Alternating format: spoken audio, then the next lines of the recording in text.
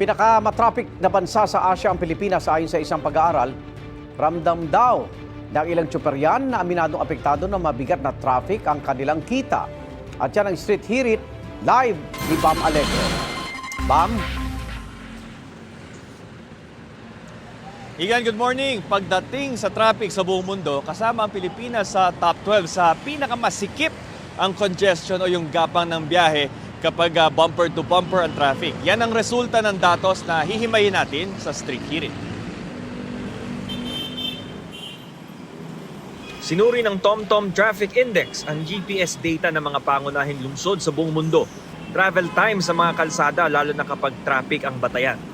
Ano-ano nga bang bansa ang nanguna sa leaderboard kaugnay sa usapin ng congestion level o yung nadadagdag na oras sa biyahe dahil sa bumper-to-bumper na traffic? Sa datos, narito yung top 3 ng mga bansa.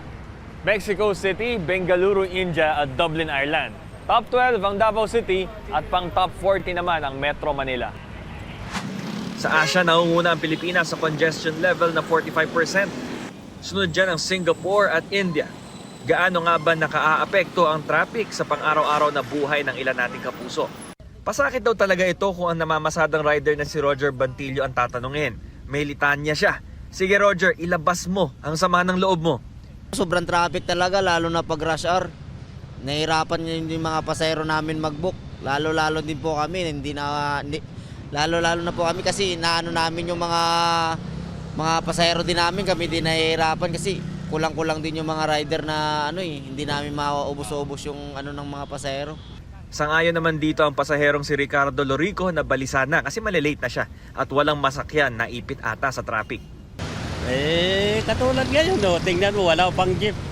Hindi may tatanggi ang epekto sa kabuhayan ng traffic lalo para sa tsuper na si Gerald Dumalal. Medyo mahirapan kami sa kita sir, matraffic kasi. Ang kapwa tsuper niya na si John Lloyd may ilang mga suhestyon para maibsan ang traffic jam. Siguro yung number coding mas padamihin pa sa loob ng isang araw.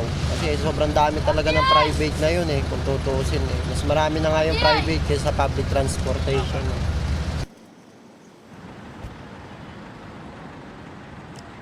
Igan, mga lungsod sa Estados Unidos yung bumubuo sa bottom 7 o listahan o yung mga lungsod na mababa ang congestion level. Ito ang Street Hirit mula rito sa Pasay, Bam Alegre para sa GMA Integrated News. Igan, mauna ka sa mga balita, mag-subscribe na sa GMA Integrated News sa YouTube para sa iba't ibang ulat sa ating bansa.